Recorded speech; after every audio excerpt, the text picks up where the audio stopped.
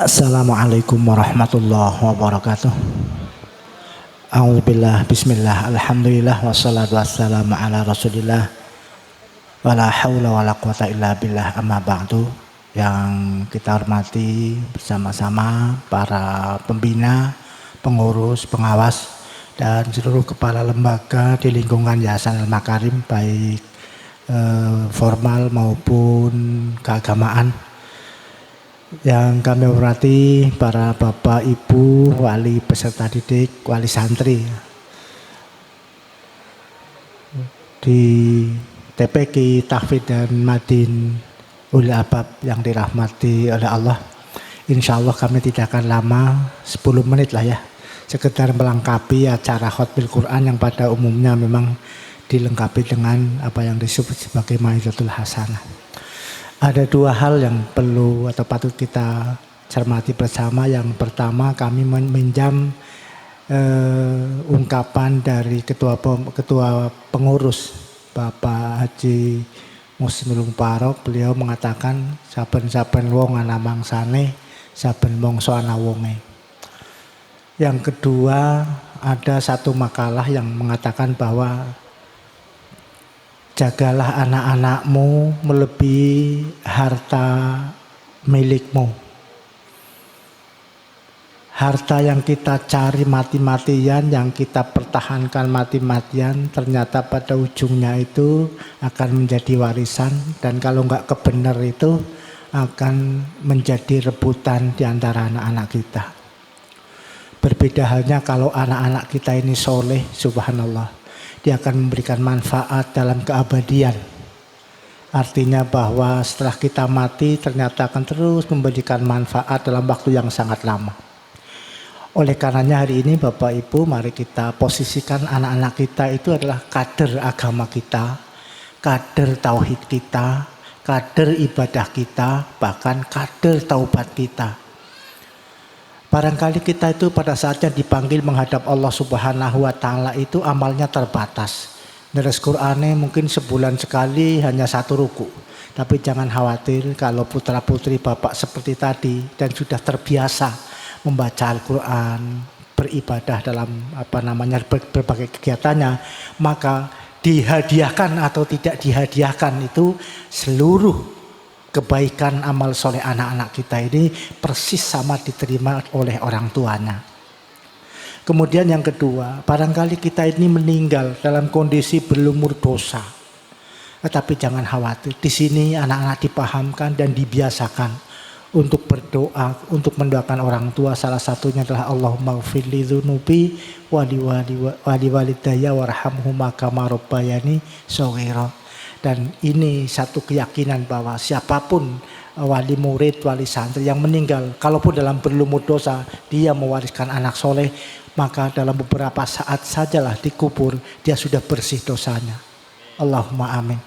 Inilah keberuntungan kita di saat kita ini melihat berjuang, menyiapkan anak-anak kita untuk menjadi orang-orang yang soleh. Kalau sudah tahu seperti ini, maka tenaga yang kita korbankan, uang yang kita berikan itu sama sekali tidak berbanding dengan hasil yang bakal kita peroleh.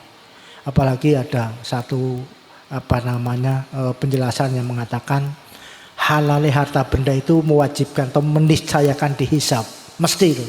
Sedangkan haramnya harta benda itu meniscayakan disiksa si pemiliknya itu. Maka kemudian sekarang sudah mulai mindset kita itu bangun bahwa dengan memposisikan anak itu adalah sebagai kader-kader kita, kader-kader kebaikan kita, maka seberapapun biaya itu, seberapa besar tenaga yang kita korbankan, berikan, karena itu akan terwujud menjadi amal soleh kita itu. Itu satu hal yang menjadi pemikiran kita. Makanya di Ulil Albab saya mengira begini. Wali-wali Ulil Albab itu sudah di samping yakin, yang kedua itu merasakan. Ternyata bahwa harta benda yang diberikan di Ulil Albab itu feedbacknya, kembalinya itu luar biasa sekali. Uang yang diberikan 1 juta mungkin rezeki yang bakal kembali itu puluhan bahkan ratusan juta. Dan saya yakin bahwa mindset wali didik, wali peserta didik, wali santri ulil albab itu adalah orang-orang yang tidak suka gratis. Karena kita tahu bahwa gratis itu dalam kehidupan akan menjadikan kita itu posisi kemiskinan menjadi sangat istiqomah dalam kehidupan kita itu.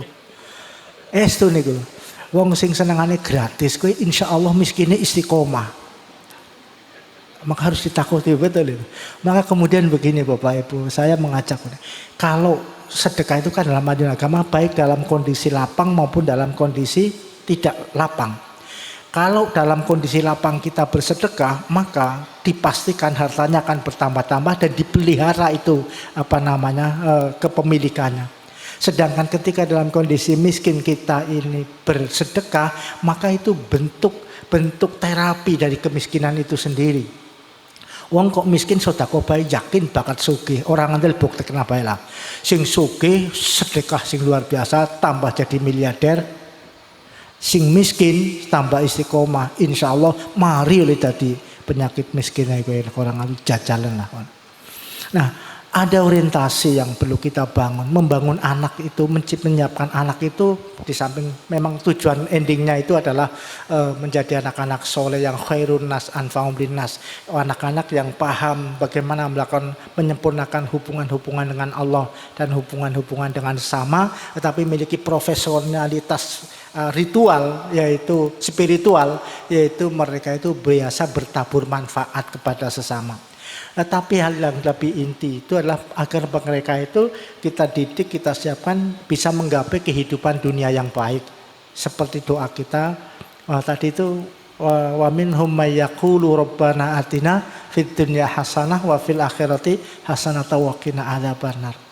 Ini seringkali doanya di mana-mana, doa di Mekah juga doa seperti ini. Uripe njog dunyane bagus, akhiratnya bagus. Ini orang ngerti. Urip dunia bagus sih kayak apa, indikatornya apa enggak tahu. Karena kita nggak tahu hidup dunia yang baik, maka hari yang terjadi sing digoleti oleh urip ora ketemu, sing ketemu kudu sing digoleti. Kan tambah kacau karena memang standarnya nggak jelas itu dalam kehidupan.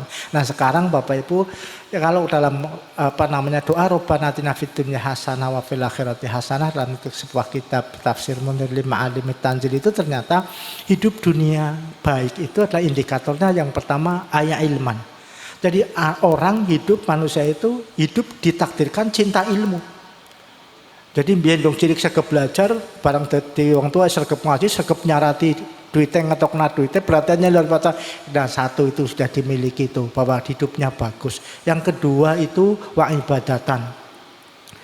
Kalau orang yang tidak tanda kehidupan dunianya baik, pasti dia senang ilmu, cinta ilmu, ahli ibadah. Yang kedua wasihatan. Dia dikaruniai kesehatan lahir dan batin. Hanya saja yang membedakan sesehat apapun itu fisik ada batasnya. Tadi yang dingendikake sama Pak Musinul itu sering saben-saben wong ana mangsane.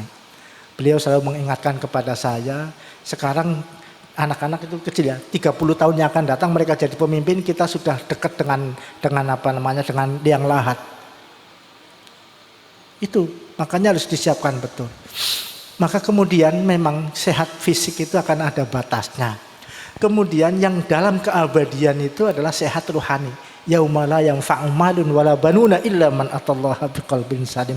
Kehidupan kita ini akan melaju pada satu titik hari di mana harta dan anak-anak kita akan tidak bisa memberikan manfaat kecuali ketika kita sowan di hadapan dalam keadaan kesehatan rohani yang prima itu. Oke, kita lanjut.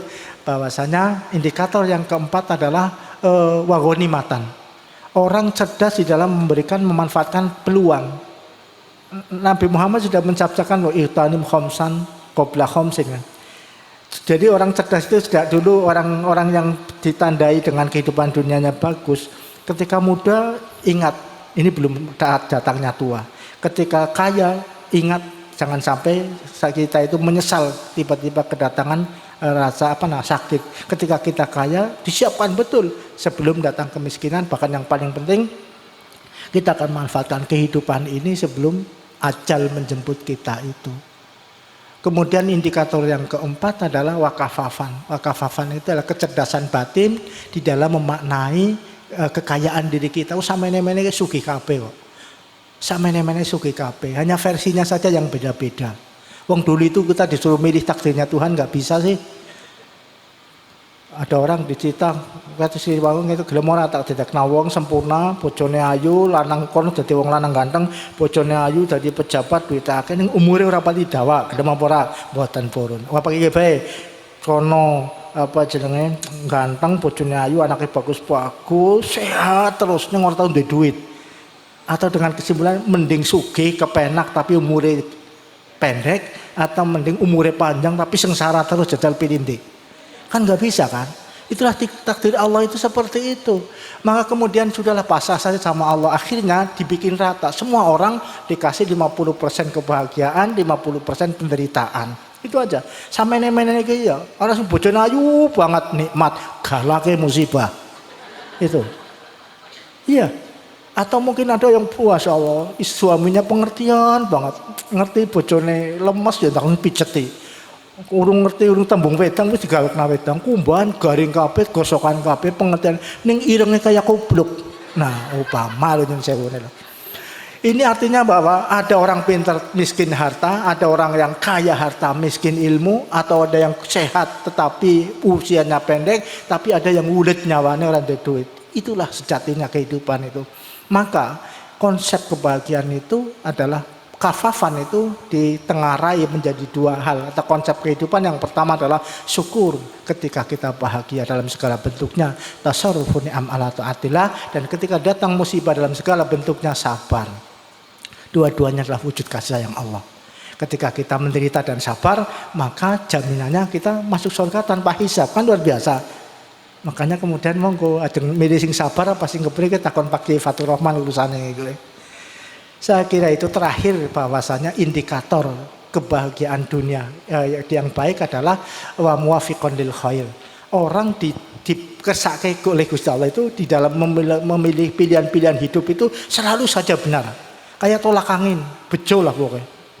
Wis milih mantu, milih apa bejo pokoknya. Itu karena rahasianya di mana? Rahasianya Allah Subhanahu wa taala yang ngatur semua itu. Nah, kalau indikator kebaikan dunia yang sudah dimiliki ilman wa ibadatan wa sihatan wa ghanimatan wa kafafan wa mufiqan lil khair, maka akhiratnya pasti akan menjadi wa fil akhirati hasanatan, yang tafsirnya itu ay jannatan wa naimaha. Dan puncak dari kebahagiaan akhirat itu adalah waqina adzabannar. Itu saja sebagai tausiah untuk diri saya sendiri, barangkali ada manfaatnya, dan mari kita doakan mudah-mudahan kita dan keluarga itu selalu ada dalam kebenaran atas bimbingan Allah Subhanahu wa taala. La haula wala quwata illa billahil aliyil azim. Wallahul muwaffiq ila aqwamit thoriq. Wassalamualaikum warahmatullahi wabarakatuh.